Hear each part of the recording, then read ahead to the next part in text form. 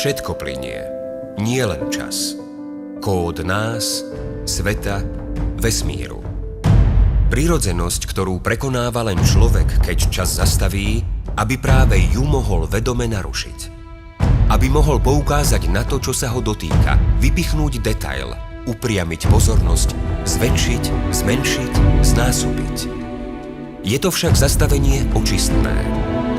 Obrazy bez slov, ktoré rozprávajú o našej minulosti, o atmosférach, aké prežívali len naši predkovia, len tu. V stovkách podôb, tisícov farieb.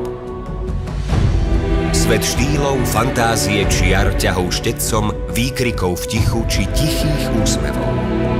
Obstáli v ňom mnohí, lebo talent hranicu rozbíja a otvorili dvere do galérií na celom svete. Keď sa oko fotografa spojí s odvahou, srdcom a intelektom, vidí viac než ktokoľvek z nás. Keď sa ruka architekta stretne s postojom, nadhľadom či vhľadom do ducha doby, preklenie čas a poskytne priestor, ktorý rozpráva o tom, čo je vonku a čo je dnu. Plynie náš život. Plynú udalosti okolo nás a oni, čo malujú a zobrazujú, fotia a približujú, či konštruujú vízie priestorov, tí nás vedia skutočne zastaviť.